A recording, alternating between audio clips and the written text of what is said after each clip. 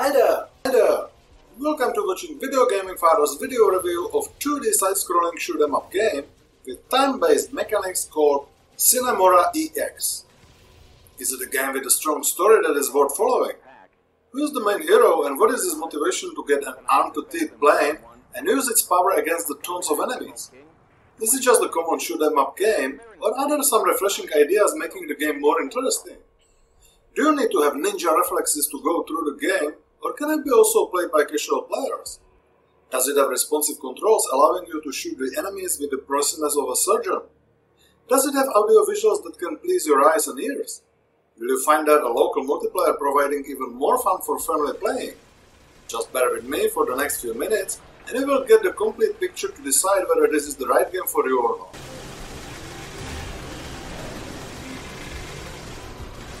Let's start with the game story. Do you think that there cannot be any deep story in shoot-'em-up game? Well, Sine Mora EX is likely to convince you about the opposite. You will even get 2 plots for the price of 1 game here. They are running at different points in time. The first features a father who is taking revenge of the empire that executed his son for being the sole pilot that refused to drop a nuclear bomb during an attack on the Yankees. The second features the last survivors of the Yankee race also plotting revenge on the empire for destroying them. The game stages are often set at the same locations, in noticeably different states due to being set in different eras. The story is presented mainly by the text between the missions, but at least the narration is fully dubbed, which improves the atmosphere. The story is quite complex but also hard to follow as it has many layers and some fundamental things that would help to better understand the story are simply not explained. I would say that it is a typical Japanese style story with all the complexity and weirdness. So it rather depends on everybody's preference if it's like it or hate it. For me personally, it was not as sketchy and interesting as it could be. But let's leave the story and let's get to the gameplay.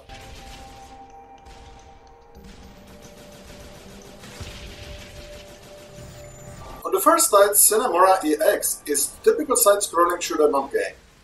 You control your plane that is moving horizontally and your task is to shoot as many enemies as you can and also to dodge the shots that they are firing at you. And you get the score for each killed enemy. In the meantime, you collect the weapon upgrades, power-ups and score bonuses dropped by the eliminated enemies. At the end of each stage, there is a boss battle with a creature that is at least 10 times the size of your plane. There is nothing that would really surprise you so far, is it? But now it's going to change.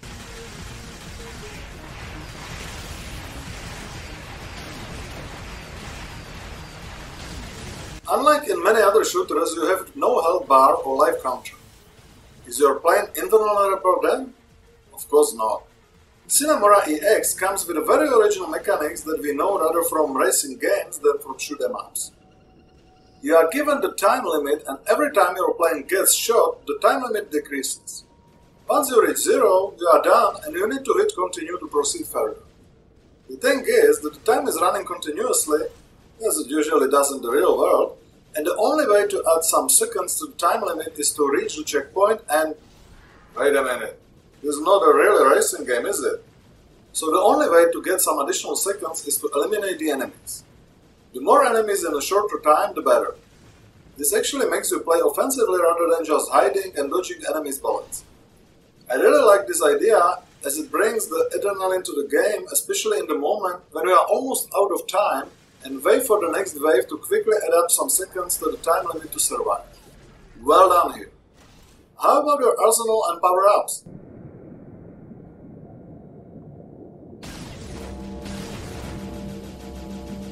In Sine Mora EX you have primary and secondary weapons. Primary weapon is a classic energy shot or something like that, which can be upgraded in 9 steps. There is no weapon shop in the game, so the only way to upgrade is to collect the red orbs. Each red orb picked up increases it by 1 step. And here comes another inventive game mechanic. When hit, your plane drops the red orbs you have collected so far. However, they bounce around the screen for some time, so you have a chance to pick them up again. So you are not only in a rush to keep the time limit as high as possible, but also to collect drop orbs to keep a strong firepower as possible. From time to time you can also use mighty secondary weapon like laser beam or rockets that causes a small Armageddon on the screen and you usually helps you to get out of desperate situations. The use is very limited, which is probably good, as their effect is really devastating, so the possibility of frequent use of secondary weapons would make the game too easy. There is another great feature enhancing the gameplay: the time manipulation ability. For the limited time, you can slow down the time in the Matrix style. Then you can effectively dodge the bullets fired by enemies in slow motion.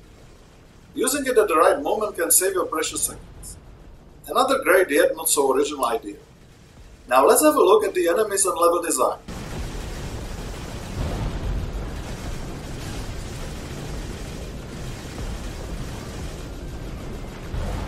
There are plenty of different enemies in Sine Mora EX. You will be fighting against various jet fighters, battleships, and defense structures in fast-paced adrenaline action. There are also many boss battles against various and original bosses like giant mechanical octopus, armored train, armed-to-teeth submarine, and so on. As in most Japanese shooters, their design is quite original, and especially when you fight with bosses, you will need to find the right tactics, as the action on the screen quite often reminds of bullet hell. The environment is also variable enough. You will fly in the sky, over the sea, and even under the sea level, in caves, factory, etc. The variability of almost everything is an indisputable plus and won't let you get bored soon. Yet here comes the level design. For some reason, authors like the frequent flying in narrow caves. Each scratching the wall costs you a few seconds, which turns the fast-paced action into cautious navigation in tight spaces. This somehow doesn't fit the game based on the offense. It would still not be such a big deal, but then comes the stage that makes you fly in the garbage cloud through the narrow caverns to avoid the indestructible lasers. This makes you not only be cautious not crashing into walls, but also to synchronize your speed with the speed of the debris flow. And the clock is ticking. This makes such missions rather frustrating than enjoyable, and I would better focus on shooting and dodging enemies' shots than such elements that rather belong to precision platforms. Don't the game difficulty and controls make it even worse?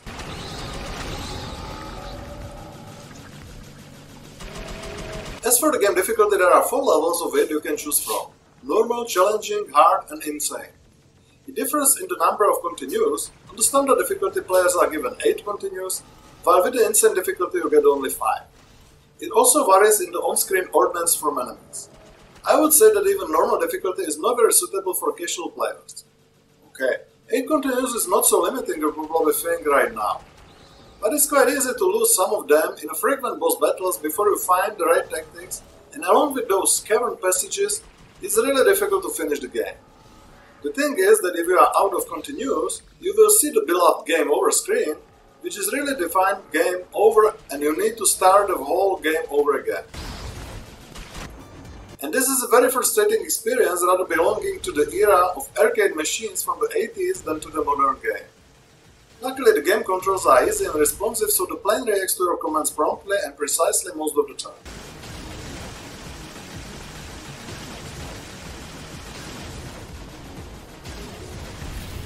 As for the game audiovisuals, I must really appreciate the game graphics. The environment is rendered in 3D in high resolution with many beautiful effects and detailed movements. And the best thing is that you do not need some powerful machine to make it run smooth. I must say that Sine Mora EX is one of the most beautiful side-scrolling shooters that I have ever seen, and really makes you enjoy all animation and effects of shooting and destruction. Good job! Sounds are great as well. Shooting and blast sounds quite authentic, and you will hear them almost all the time. Dubbing of game characters is also very good, and their comments on the game events improves the game atmosphere. Music, on the other hand, is rather dull, and you will not hear it much through the sounds. A couple of dynamic tracks would definitely make the game atmosphere even better.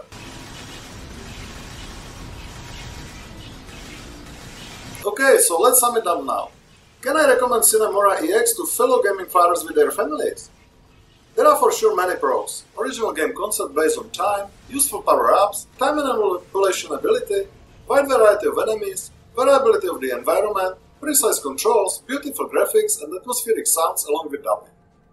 However, there are also the cons that I can hardly overlook: hard to follow story, frequent flying through the narrow caves, the punishing difficulty making you repeat the whole game over once you run out of continues, and uninspiring music. Sine Mora EX contains multiplayer and also 3 other game modes.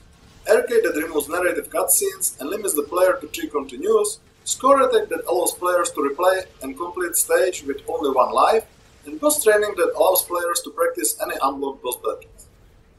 The game costs €10 on Steam, but is quite often discounted even by 90%. These features would make the game perfectly suitable for family play.